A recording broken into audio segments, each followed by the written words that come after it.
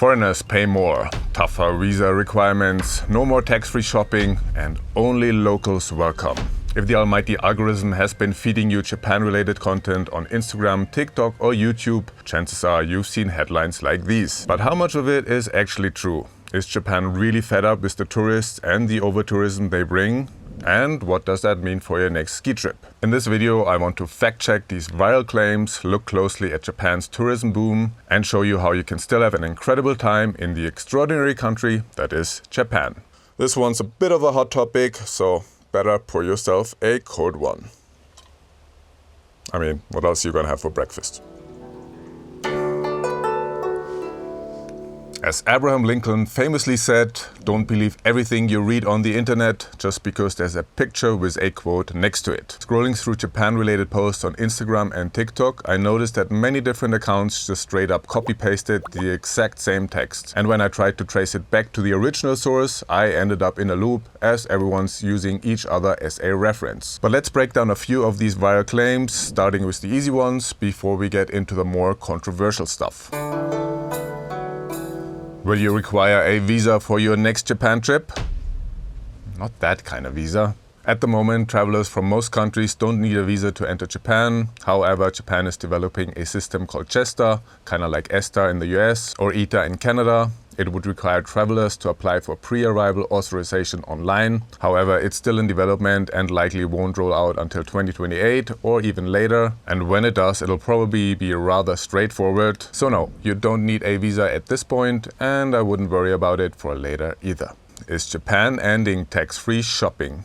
Right now, if you spend over 5,000 yen on goods and souvenirs, like cosmetics, electronics, or those yummy Kit Kats, you can ask for a tax-free purchase at the register, as long as you take these goods back home. But because some people abuse the system, like claiming tax-free food they eat while still in Japan, the rules are changing. This is why we can't have nice things. From November 2026, instant tax-free shopping at stores will end. Instead, you'll pay full tax upfront and then claim a refund at the airport before departure. So tax-free shopping doesn't end as a whole, but getting your refund will work differently. Do foreigners have to pay more?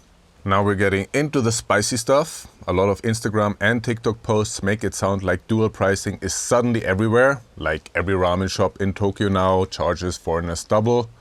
Well, that's a bit of an exaggeration. It is true that some places have started to introduce different pricing for tourists. An often quoted example is Junglia theme park in Okinawa, where a day pass costs 8,000 yen for tourists and 6,300 yen for Japanese residents. Himeji Castle was also said to have the two-tier pricing, but when I checked online, it still showed the usual 1,000 yen fee. But what about skiing?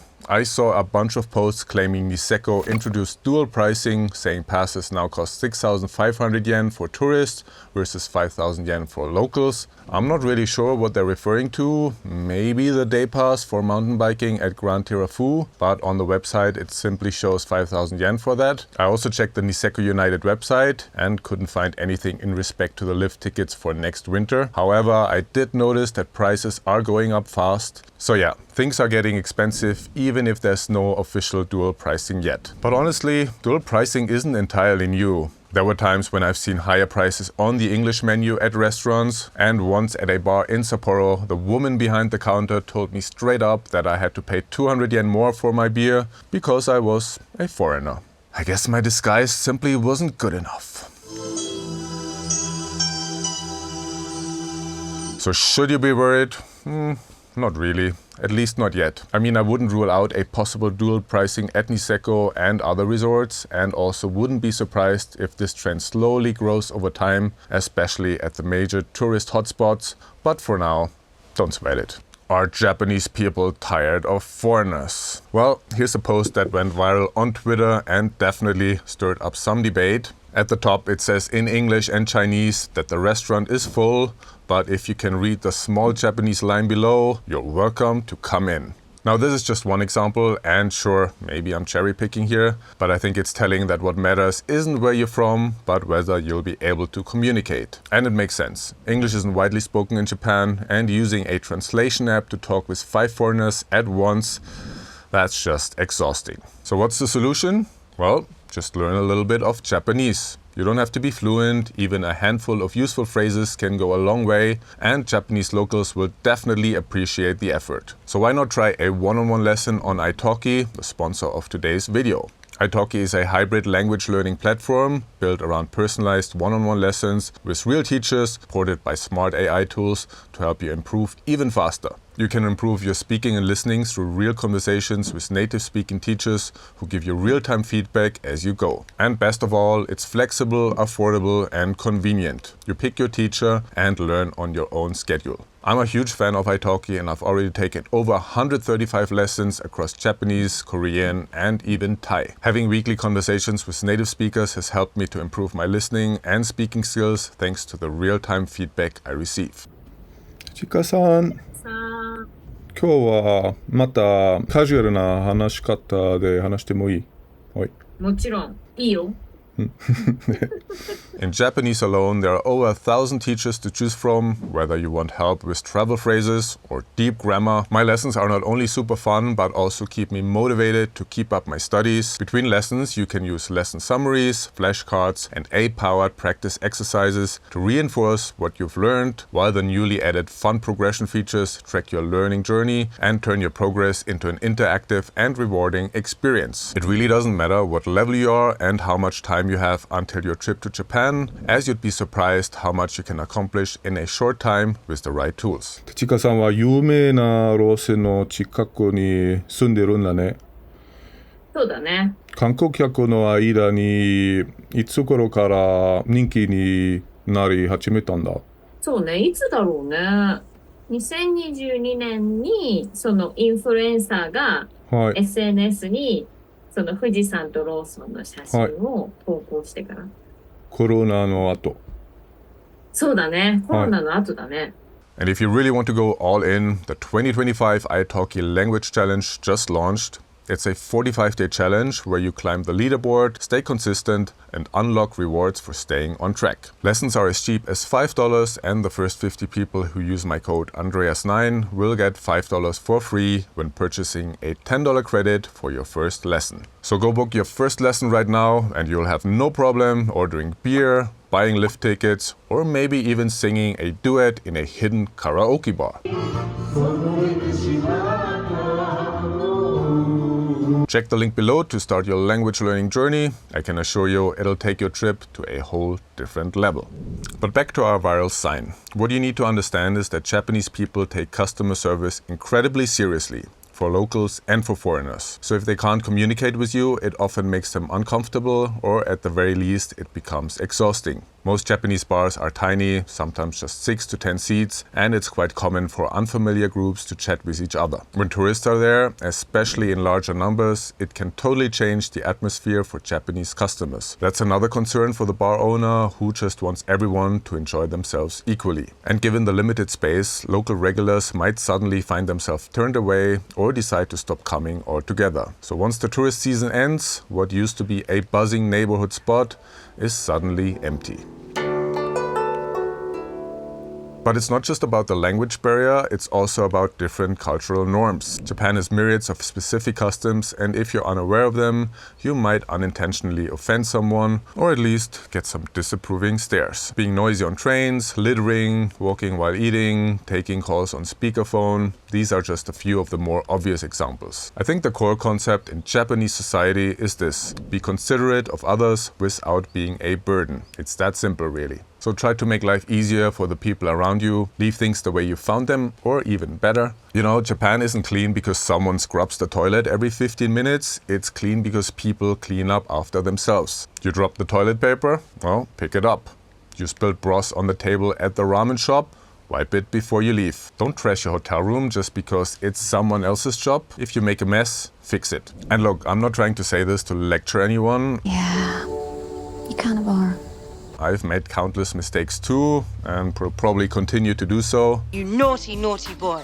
In my bullet train video, I didn't wrap my skis when taking them on the train, and let's say the comment section was quick to let me know. At first I was a little confused, but now it kind of feels blatantly obvious. The metal edges could have scratched the seat or damaged someone else's back. That's the kind of detail people here pay attention to. Just compare the way luggage is handled at Japanese airports versus American ones. I think, and I'm sorry to say this, a lot of Westerners tourists bring a kind of customer is king or not my problem attitude to Japan. They treat the country as a big open-air Disneyland. You don't have to follow every little rule to the letter, but take a few minutes to read up on the basics before you go. And really, as long as you're kind, respectful and self-aware, people will notice and they'll want to help you, talk to you and welcome you in. And then there are the outliers, of course. The ones who end up in the news and ruin it for everyone else. Yes, you know who I'm talking about. I'm not saying you're one of them. I know you guys are cool. But if you see someone acting like that, maybe give them a little nudge, because chances are a Japanese person might not speak up just to avoid confrontation.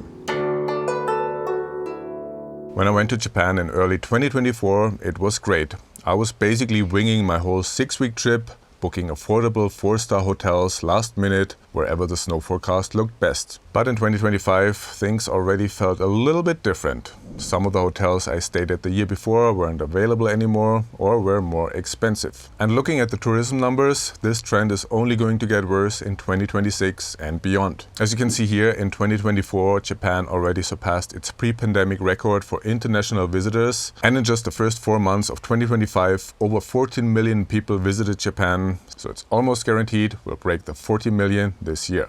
And guess what? Under Japan's new Prime Minister, Shigeru Ishiba, the official goal is to hit 60 million people by 2030. 60 million. That's kinda insane, but also somewhat understandable, because tourism has now become Japan's second largest export, right after automobiles. In my opinion, the only thing that could slow this down is a stronger yen, but right now I don't really see that happening. The majority of visitors are from nearby countries, Korea, China, Taiwan, followed by the US. And with China's middle class continuing to grow, we can expect that number to go even higher. So for us skiers, I'd suggest to avoid Lunar New Year. I know many of them don't come for the skiing, but it'll still be more difficult to find reasonable accommodation in places like Sapporo or Otaru. You've probably seen those videos of Kyoto where the streets are so packed that you can hardly move. I went to that exact same street in February and honestly, it wasn't that bad, but I can totally imagine it being a different story during Sakura season. So with the overtourism clearly being a problem, why does Japan want even more tourists? Well, because the visitors aren't spread out evenly. Tokyo, Kyoto and Osaka are overloaded, while other places barely see any tourists and would actually love to get some of that attention. Same applies to skiing. Everyone flocks to Hakuba or Niseko.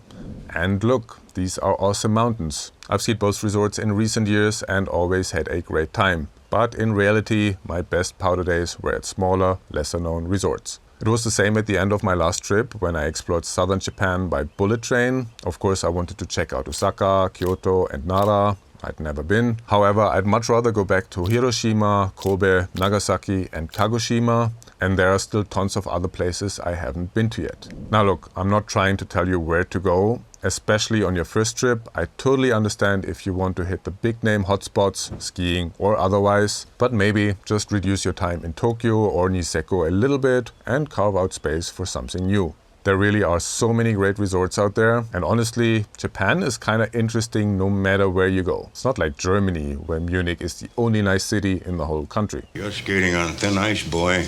In my upcoming videos, I explore some lesser known places, and on my next trip, I plan to spend even more time at small, hidden resorts. So if you want to stay in the loop or need inspiration for your own Japan trip, please subscribe, and you'll be the first one to know. Of course, it's not just the government or the weekend driving Japan's tourism boom. Social media plays a huge role as well. It feels like every influencer out there is trying to cash in on the social media gold rush that is Japan. Basically the Klondike, but for clicks instead of nuggets. And yes, I know, I'm kinda one of them. You naughty, naughty boy. But in my defense, my first trip to Japan was 12 years ago, back when Instagram was barely a thing and I was still uploading ski edits to Vimeo. Back then, you'd see Japan pop up in a Matchstick or TJR ski movie, and all the diehard skiers knew about it. But if you told the average Joe you were going skiing in Japan, they'd just look at you in disbelief. On that first trip, we stayed almost exclusively in Niseko, which had a very different vibe back then. Over the course of 5 trips, I fell more and more in love with the country, the people, the culture, and of course the food. And to be honest, I got so fed up with the recent Japan hype on social media, I seriously considered stopping making videos about it altogether because I didn't want to be part of the problem. But in the end, I genuinely enjoy making content that you, my sexy viewer, find useful. And by making videos like this one, I can at least try to give a little something back to the Japanese people by informing travelers about local customs and spotlighting places where tourists are still truly appreciated. So no, skiing in Japan isn't over, but it has changed and it will keep changing. Prices are going up, resorts are getting busier, but please remember it's usually the locals who suffer the most from that. For them, 1 yen is still 1 yen, but now the cost of a lift pass or a hotel room just jumped up by 30%. They're crammed into packed buses and subways, just trying to get home after a long day at work. So, be considerate and don't take it personally should the price for foreigners be higher or a bar owner is denying you access. Don't take things for granted, even if you're bringing a lot of money into the country. Don't treat Japan like some kind of Disneyland. Rather treat it like a friend's house who's letting you crash on their sofa. I mean, you wouldn't walk out with muddy footprints on the carpet, your initials carved into the dining table, and the toilet clogged. Or would you? Don't be just another anonymous tourist playing the gaijin card to get out of basic responsibility. Make an effort, learn a little bit of the language, not just to make your own trip easier, but to show respect to the people who live there. If you want to get a better sense of what's really going on with overtourism in Japan, I've linked a news documentary below that I thought was really eye-opening. Thanks again to italki for sponsoring this video. If you're ready to start learning Japanese, or any language really, check out the link in the description and find a teacher who's right for you. Thanks so much for watching, and I'll see you in Japan. Cheers! 海外の方が日本に来た時に守ってほしいルールとかマナーってどういうことがありますか？日本人の特徴として断れないとか、ニコニコしていても本当は嫌だと思っているみたいなことがあるかもしれないので、英語でも全然大丈夫なんですけど、例えばありがとうとか、こんにちはとか、一単語だけでも日本語を使ってくれるとすごく親近感が湧くっていうか嬉しいなと思います。